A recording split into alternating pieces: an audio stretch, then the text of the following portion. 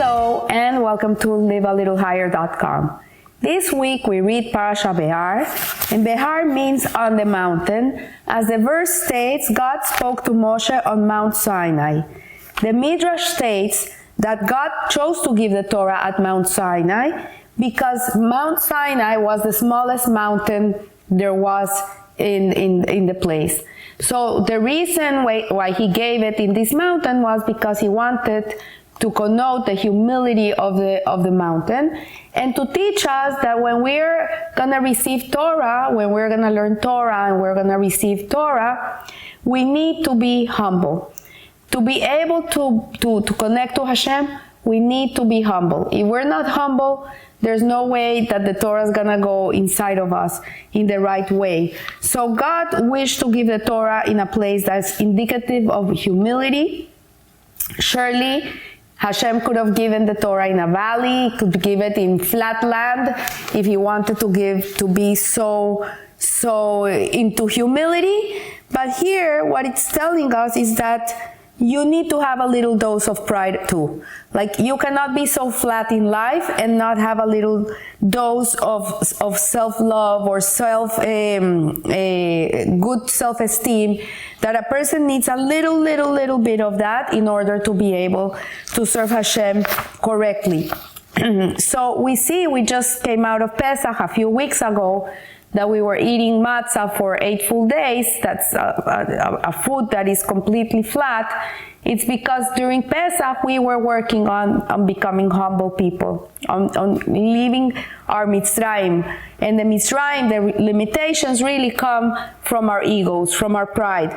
So there's a very interesting debate amongst the sages of the Talmud, which says that Rabbi Hiya bat Arshi states in the name of Rav, a Torah scholar should have 1/64th part of pride. And Rashi says, this is so that the light-headed will not act arrogantly towards him, and so that his words will be accepted by them.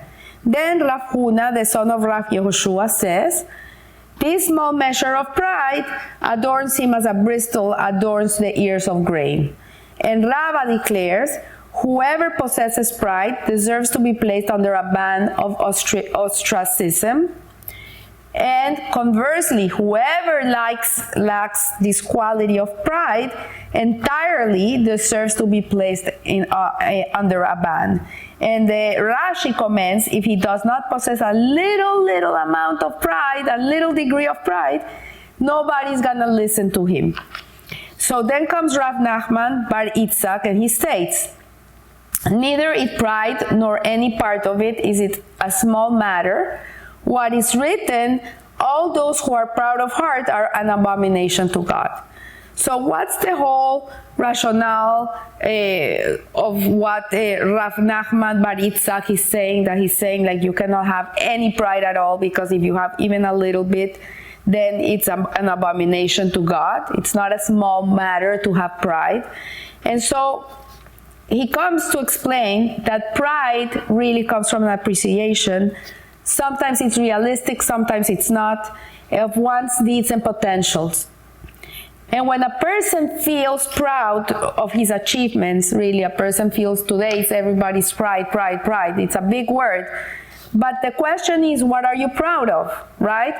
Because if you were born to be intelligent and beautiful, and you love to work, and you're not lazy, and you have all these amazing qualities, and you're a super achiever, and you have become very successful in your life, in reality, what it's talking about is, like, you didn't make yourself. Like, all these qualities you have were given to you by God. And so there's nothing to be proud about. So when a person says, okay, no, but I'm proud because of this, and of this, then what he's doing is that he's denying the providence of Hashem in his life. He's denying that God has something to do with it. And so we see here that in reality, Hashem is the one that gives us the potential to be able to succeed. He gives us our tools.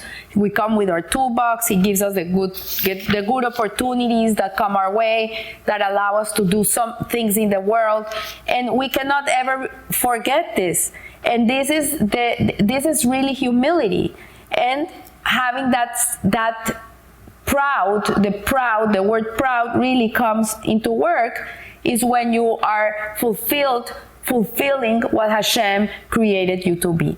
So when you come to the point where you are living up to the person that you were created to become, then that satisfaction of you being able to accomplish what your role in life is should give you a sense of pride. But it's not a pride of I made myself, I'm intelligent, I'm beautiful, I'm lucky, I'm whatever.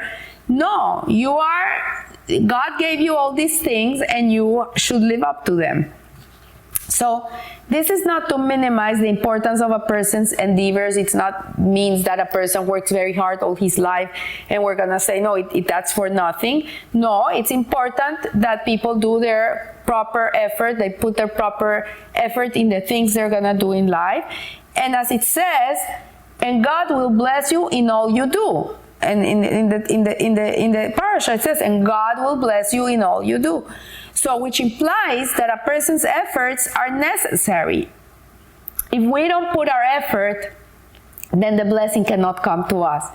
Because as it works, it's like, for example, the water is the blessing and the glass is what holds the blessing. So your effort becomes that glass where you're going to pour the water, the blessing.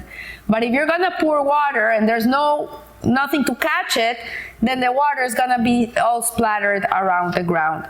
So this is what the Siha, this Siha of the Rebbe is telling us, is that we have to be a person that understands our qualities, our strengths, what Hashem gave us, act on it. This is responsibility. This is called privilege, as you want to call it. If a person is privileged in a certain sense of the way, then he is more responsible than the rest.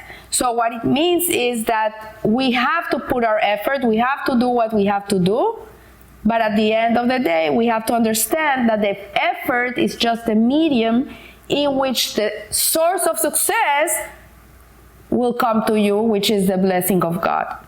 And when success comes from God's blessings, there is no reason for an individual to really feel personal pride, because really I'm not doing anything special. I'm just doing what I'm meant to be doing with what I have. So nevertheless, as indicated by other sages mentioned above, there is an advantage to having a small amount of pride. For unless a person asserts himself with confidence, his words will not be heeded. And with a fair measure of self-assurance, the person himself will not be able to persevere in the face of challenge. Moreover, feeling of satisfaction and pride encourage joy, which is fundamental component of the divine service. So one of the biggest mitzvahs of all is that you have to serve Hashem with joy. Like if you don't have that joy of life, you don't have enthusiasm when you're doing for Hashem, then your service is gonna be lacking. So one can reap the advantages of pride without the drawback. For there is a deeper source of pride that one's own self, of one's abilities or one's achievements, which is that God made us the way He made us. He made us holy through His commandments. And because He Himself is like that, we can become like that. So for example, a person that is very rich, Baruch Hashem, he's endowed with a lot of wealth. Okay, this person gives large amounts of tzedakah, of charity. He's very generous. He's a philanthropic person, altruistic person. But he cannot feel pride that he's giving from himself. Because at the end of the day, God gave him the money so he can give. This is the whole purpose of it. So because Hashem is giving and Hashem is kind and Hashem is generous, He gives us the ability to be kind, generous, and giving. And so this is what we have to understand, is that our inner pride, our self-worth, or our self-esteem, because people usually attach their self-esteem to their achievements, to their looks, to their intelligence, right? So if a kid is a C- in the class, he's not going to have a good self-esteem. But it happens to be that this kid that is a C- in class is the kindest kid of the class. Whenever someone needs something, he's the first one to run and help someone else. So in reality, I'm sorry, I have a cold. In reality, the pride has to come from Hashem. The pride has to come that Hashem, oh wow, look, Hashem gave me this beautiful gift to be able to do this. And this is where we get our satisfaction. That we like, okay, he could have chosen 200 other people to do this thing, but he chose me. And this approach is the one that we learned from Moshe Rabbeinu, who was the proudest of the humblest of the humblest of all men, because he recognized that he was who he was because this is who Hashem made him to be. And on another sense, he had self-assurance. It's more, he said to the Jewish people, it is I who stand between God and you. Like, I'm the one that is between you and God. And also, it says, and there never arose in Israel a prophet like Moshe. He wrote this verse. And nevertheless, he was the most humble human being that ever existed. He said once, like, if Hashem would have made someone else, like, with my attributes, with my capacity, that person for sure would have made most likely a better job than the one I did. So he never attributed his success to himself. He was who he was because Hashem made him to be this way. And so Moshe did not see pride and humility as conflicting tendencies, although he knew the greatness of the mission he had been given and realized that he had been granted unique personal traits to enable him to be able to accomplish this mission. The knowledge did not lead for him to become an ego-centered, selfish, haughty human being. On the contrary, he realized that he had been endowed with these potentials by God, and they were not the fruit of his own efforts. Moreover, he believed that if these gifts had been given to someone else, that person might as well have achieved better than him. And so, because of this humility, Moshe was able to fulfill all the potential that he had. And the above concepts are reflected in the name of this week's Torah, reading Behar, Behar meaning mountain, and particularly the low mountain. It's because the mountain represents the synthesis of two potentials mentioned above. For one hand, it is the lowest of all mountains, this Mount Sinai. It's a symbol of humility, and yet it is a mountain. It's not a valley. It's not flat land. It is a mountain. So it is the fusion of these two opposites of pride and power and humility, these two opposites that make this Sinai mountain the mountain of God, the place which God chose to manifest his presence and converse his teachings. There is, however, a significant difficulty here. The Torah reading is not named Behar Sinai on Mount Sinai. It is called Behar on the mountain. And the qualities of pride and fortitude are emphasized, but not the modulating influence of the humility of Sinai, the lowest of all mountains. So in resolution, it can be explained that the phrase Behar Sinai on Mount Sinai refers to a person who is constantly reminding himself of the need to subdue his self-importance, and the very fact that these efforts are necessary indicates that the humility does not entirely encompass his being, when by contrast a person has totally sublimated his identity to the mission that God gave him to perform in this world, what he was entrusted to do, then he does not need to be reminded to be humble. It's very interesting because we're living through very interesting times, really. It's unbelievable what we're going through as the Jewish people are experiencing so much hostility and hatred in the world. one would think it's very hard to be a proud person, right? You would think, oh no, we're destroyed. But what has come out really is that Jewish pride. If you ask students from college campuses, you ask them, what is the biggest feeling you have right now? Are you scared? Are you fearful? What do you feel? They make a census and they ask all these students. Most of them answered, I feel very proud to be Jewish. I feel very proud. But it's not a proud of arrogance. It comes from a proud of being really seeing the difference between a Jew and all these people that are haters. To see that a Jew has no place in his heart to hate. We can't hate. We don't hate anybody.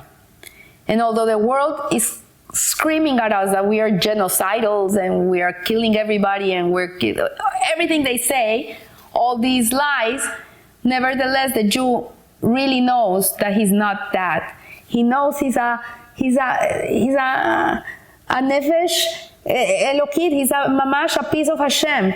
He has a divinity within him, and he understands that he is who he is because this is who Hashem made him to be a light to the world, to teach people about good and evil, to be people that are caring and loving and giving.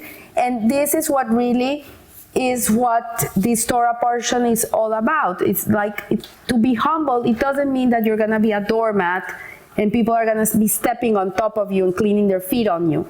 To be humble means that you know who you are, you know what you represent, you know who you're representing, the King of Kings, and you're an agent in this world for him, and this is what you're doing. So it's like when a servant is so connected to his master that he is part of the master, he's an extension of the master. So this is what a Jew should feel, and stand tall and stand proud, but not because he made himself, because Hashem made him. And in this way, he won't have to fight against haughtiness and arrogance because he has the true pride, the real pride, which really comes with humility. So I want to wish you a blessed week, and remember, live a little higher. Thank you.